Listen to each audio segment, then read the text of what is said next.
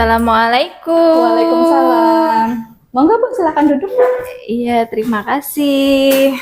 Selamat siang Bu. Selamat Perkenalkan, siang. nama saya Bidan Apri. Saya yang bertugas di sini Bu. Oh iya, Oke. Bu Apri. Tak tutupin ini Oh, dulu Bu. nggih, Bu Apri.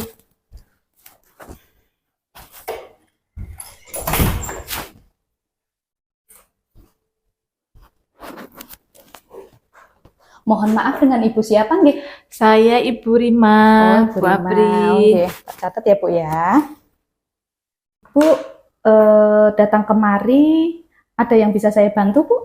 Iya, Bu Apri, gini, saya itu kan lagi hamil, Bu Apri. Lah, kehamilan kelahiran sebelumnya, saya itu sesar, Bu Apri. Lah, ini kok saya kepinginnya lahirannya kalau bisa normal itu bisa apa enggak, Bu Apri? Oh nggih. Berarti itu bisa dinamakan dengan VBAC ya Bu? VBAC. Nggih, Oh. VBAC itu berarti Ibu itu melahirkan sebelumnya itu dengan sesar, kemudian ini mau normal. Nggih. Namanya VBAC nggih Bu. Sebelumnya Ibu pernah dengar napa mboten tentang itu? Ini kok saya baru dengar ya istilah itu gitu. Nggih. Jadi saya jelaskan ya Bu. Nggih. VBAC itu proses melahirkan lewat jalan lahir nggih Bu, setelah pernah melakukan operasi sesar. Nah, di sini ada beberapa keuntungan VBAC Bu. Di antaranya yang pertama, angka kematian ibu lebih rendah Bu. Kemudian proses pemulihannya lebih cepat.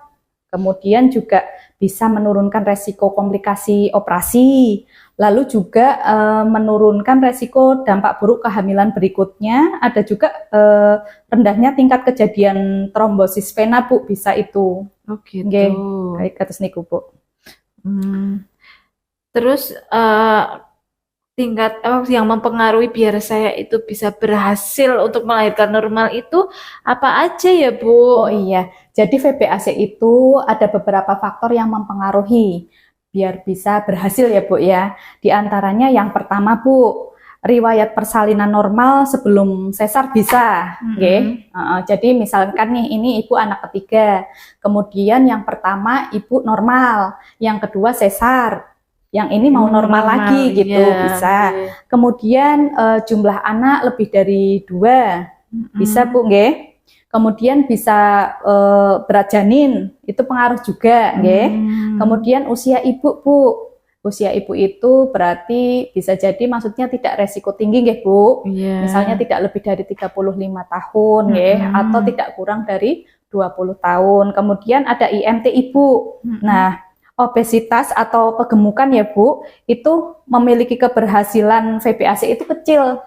Oh gitu. Jadi jangan terlalu gemuk-gemuk ya Bu. Oh iya. Kemudian ada tinggi badan ibu juga pengaruh Bu. Lalu jarak dengan kehamilan sebelumnya yang lalu. Lah Ibu jaraknya ini berapa tahun Bu? Ini udah 5 tahun. Oh sudah 5 tahun. Itu sudah termasuk bisa nggih Bu nggih kalau misalnya mau VBAC? Kalau misal mau PBAC itu sebenarnya yang bisa dilakukan dan tidak bisa dilakukan itu apa aja ya Bu Apri? Oh nggih, jadi ada indikasi ya Bu namanya. Kalau yang diperbolehkan itu ada juga yang kontraindikasi atau tidak diperbolehkan.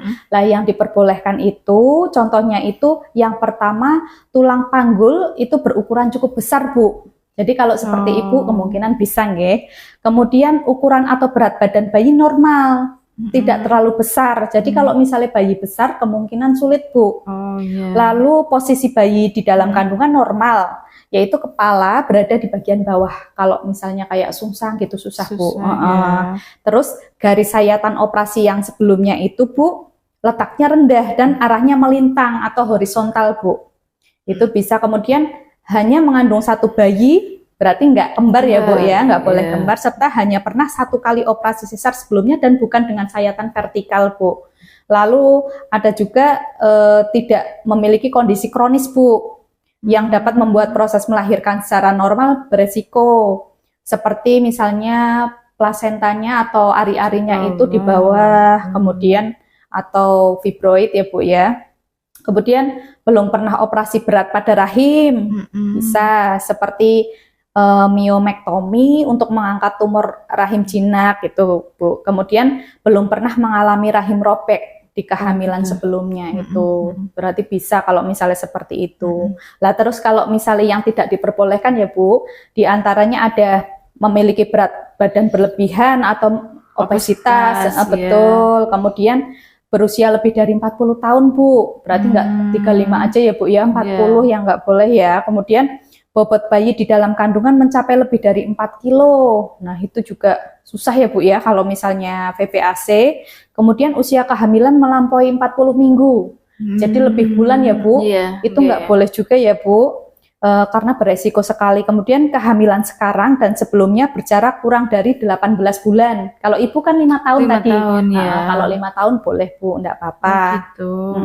Kemudian punya gangguan seperti preeklamsi atau tekanan darah tinggi Bu. Pada kehamilan sebelumnya ya, atau selama kehamilan ini. Kemudian pernah melakukan persalinan sesar dengan sayatan rahim vertikal atau pernah operasi sesar lebih dari 1 kali. Gitu Bu. Kemudian hamil bayi kembar 3 atau lebih itu nggak bisa juga nggih Bu. Nah di sini ada kontraindikasi relatif juga Bu. Berarti tidak disarankan tapi boleh dilakukan. Di antaranya yang pertama itu parut uteri multiple seperti riwayat sesar 2 kali itu boleh tapi tidak disarankan. Gitu. Kemudian ada faktor lain yang berhubungan dengan resiko itu sobek uterusnya ya Bu ya, rahimnya sobek itu ya lebih dari 1% ada begitu Bu. Gitu ya. Terus faktor risikonya itu apa aja ya Bu Apri? Jadi faktor resikonya ada beberapa ya Bu ya. Yang pertama kegagalan melahirkan secara normal ya Bu dengan sempurna bisa. Kemudian lah itu robekan rahim ya Bu ya bisa. Itu bisa beresiko ke perdarahan, kemudian infeksi, cacat pada bayi itu bisa. Kemudian histerektomi. Histerektomi itu rahimnya diangkat semua Bu. Oh gitu. Itu resikonya ya Bu ya. Iya. Kemudian ada beberapa hal yang harus dipersiapkan kalau misalnya Ibu minat dengan VPAC. Di antaranya yang pertama ya Bu, memutuskan melahirkan dengan VPAC. Berarti Ibu sudah mantep nih mau VPAC. Kemudian yang kedua, siapa penolong persalinan Ibu? Di sini penolong harus sesuai dengan kebutuhan khusus Ibu. Ya, ini maksudnya harusnya di rumah sakit ya Bu ya, nggak di puskesmas. Kemudian tempat persalinan juga harus disesuaikan dengan kondisi khusus Ibu seperti tadi itu. Kemudian pendamping persalinannya ya Bu, donor darah, kemudian alat transportasi ke tempat persalinan, kemudian biayanya sudah ada, kemudian pengambil keputusan utama seperti misalnya suami Ibu, terus perlengkapan bayi juga harus sudah disiapkan Bu, terus niku. Iya. Sudah jelas Bu? Ya, ada yang mau ditanyakan Boten? Gini ya Bu Apri, kalau misalkan saya itu pernah sesar 2 kali, apakah itu sudah boleh melakukan VPAC itu lagi gitu? Kalau misalnya Ibu memenuhi syarat, Ibu bisa melakukan VPAC Bu. Jadi maksimal itu 4 kali walaupun di sini kontraindikasi tapi bisa dilihat Ibu bisa VPAC atau tidak. Sudah seperti itu. Insya Allah saya sudah sangat jelas Bu Apri. Misalkan kalau tidak jelas nanti saya tanya lagi. Boleh lewat WA Bu. Sekarang saya yang mau tanya Bu, tadi kan saya sudah menjelaskan ini maksudnya Ibu itu tadi kan sudah dijelaskan ini masalah faktor-faktor ya yang mempengaruhi keberhasilan. Itu tadi apa aja Bu? Ya seperti berat janin, tidak terlalu berat janinnya, usianya Ibu juga tidak kurang dari 40, terusan tinggi badan saya itu harus cukup, terus jarak kelahiran sebelumnya itu paling tidak jangan berdekatan gitu.